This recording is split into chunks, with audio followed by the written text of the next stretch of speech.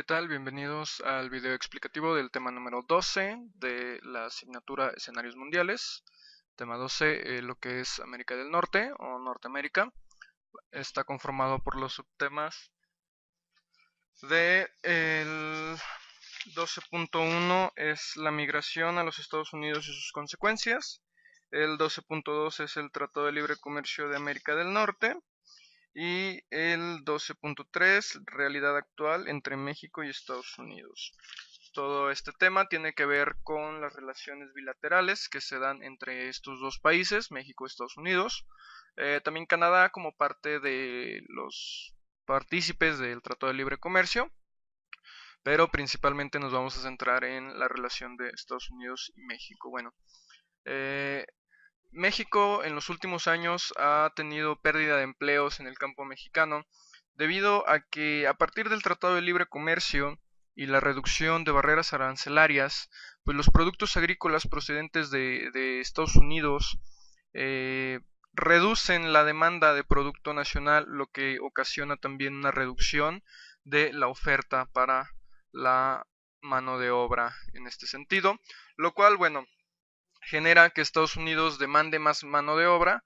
eh, Esto genera migraciones hacia Estados Unidos, lo cual genera trabajo barato en Estados Unidos, lo cual abarata los costes de los productos que a final de cuentas son enviados a México, junto con algunas de las remesas. Si vemos aquí lo que es un círculo, donde vemos aquí en primera instancia la demanda de mano de obra en Estados Unidos.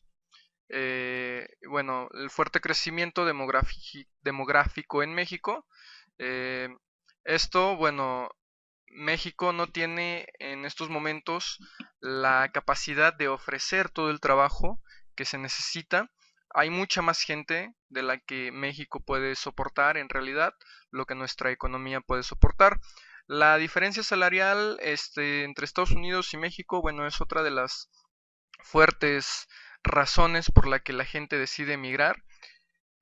Y bueno, las redes sociales y familiares entre México y Estados Unidos, es decir, los familiares de mexicanos que radican en Estados Unidos, bueno, es otra de las principales razones por la que se emigra, pero principalmente todo tiene que ver con cuestiones demográficas y sobre todo económicas.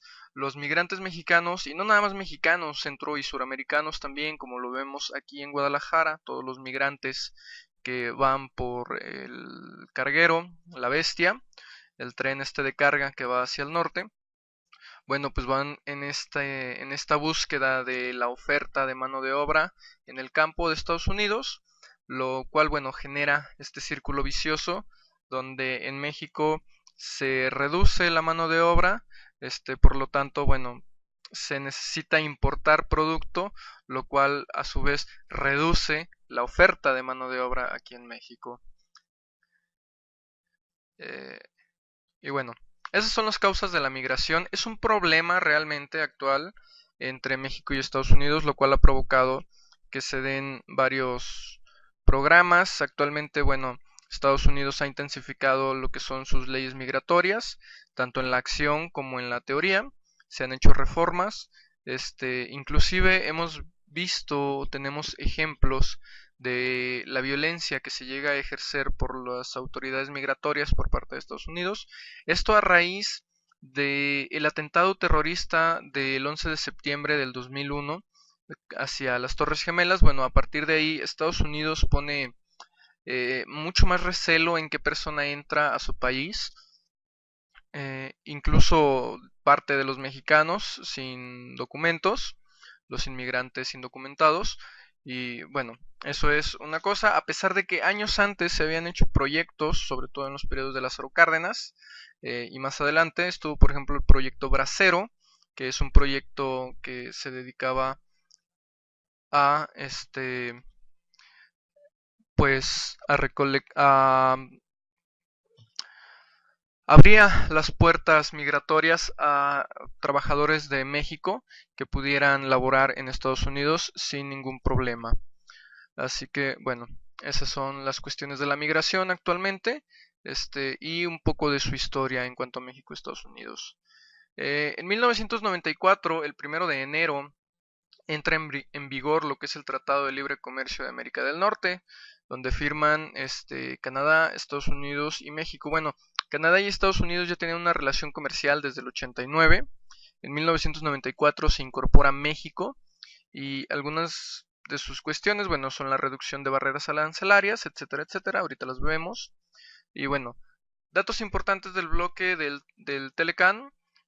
Bueno, tienen una producción combinada entre los tres países de 17 billones de dólares al año, una población de 444.1 millones de personas entre los tres países, donde lo vemos aquí desglosado. Vemos que Estados Unidos es el que da el mayor aporte de población, seguido de México, y bueno, Canadá con muy, una relación muy contrastante entre estos tres países, ¿no? Canadá vemos que tiene una población mucho más pequeña que ambos países. Y los idiomas, bueno, son el inglés en Estados Unidos, Canadá, francés en Canadá y el español aquí en México. Eh, ¿Cuáles son los principales aspectos del Tratado de Libre Comercio? Facilita la entrada de productos y mercados internacionales, en este caso de México hacia Estados Unidos y Canadá, y de Canadá y Estados Unidos hacia México, que regularmente es esa más la entrada más fuerte, ¿no? De ellos hacia nosotros.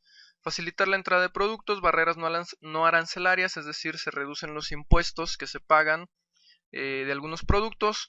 Un claro ejemplo, bueno, es la reducción de los aranceles en las cuestiones de agricultura de Estados Unidos y de insumos industriales. Esto beneficia en cierta parte a México porque los productores, mejor dicho, los consumidores nacionales tienen una mayor gama de opciones a elegir, algunas de ellas mucho más baratas, debido a la reducción de impuestos arancelarios. Sin embargo, esto perjudica a los productores de los mismos insumos nacionales, ya que muchas veces no se ven en la capacidad de poder competir con estas grandes empresas transnacionales y bueno, lo único que provoca esto es el cierre de empresas mexicanas que generan empleos dentro del territorio, que pagan impuestos dentro del territorio y que a final de cuentas la acumulación de riqueza que se hace dentro de esas empresas, bueno, se distribuye de manera local, a diferencia de las empresas transnacionales que la mayor parte de su plusvalía, de su ingreso per cápita, es una fuga de, de capital de la nación, porque no pagan impuestos arancelarios. Los impuestos que se pagan aquí en México algunas empresas transnacionales son relativamente bajos, muy, muy, muy bajos. Y bueno, toda la producción muchas veces es fuera del país mexicano. En el caso de importaciones, toda la mano de obra es fuera de México. Entonces entra el producto, no se pagan impuestos, se ofrece a un precio mucho menor. Entonces realmente esta práctica viene a perjudicar el mercado local más que ayudarlo a crecer. Sí crece en cuanto a productos, en cuanto a competencia, pero no crece en cuanto a beneficios reales para el pueblo de México. ¿Sí? Este, y bueno, tenemos muchos ejemplos de empresas que quebraron debido a todas estas medidas provocadas por el Telecan. Todo esto tiene que ver con los aspectos de las aduanas, inversión directa extranjera, es decir, permitimos que las empresas vengan e inviertan directamente aquí en México, creando filiales de otras empresas más grandes en otros países. Claro ejemplo, bueno, pues Coca-Cola, que es una empresa que aunque diga Coca-Cola de México, realmente pertenece a la Coca-Cola Company. Y bueno, es una filial mexicana de una empresa, en este caso estadounidense, que es la Coca-Cola Company. Entrada de servicios para competencias en telecomunicaciones, sobre todo, bueno, vemos que por ejemplo AT&T ya está presente en México. En este caso, bueno, tenemos por ejemplo telecomunicaciones, que pertenece, si no me equivoco, a Carlos Slim, si no me equivoco, es el dueño de Telecom y tiene presencia no solamente en México con Telmex, sino que tiene presencia en diferentes países bajo este nombre de Telecom. Y bueno, se aseguran algunas cuestiones de propiedad intelectual, sobre todo en lo que son las patentes de productos, servicios, etcétera, y las cuestiones de las marcas, los logotipos, etcétera. Se realizan compras gubernamentales, es decir, las licitaciones que realiza el gobierno pueden participar empresas extranjeras en estas licitaciones, lo cual, pues volvemos a lo mismo, son fugas de capital, no benefician realmente al pueblo mexicano. eh, y bueno, y se regulan algunos estándares de calidad, se establecen cuánto de la calidad es permitido, o mejor dicho, qué calidades son permitidas tanto en importaciones como en exportaciones.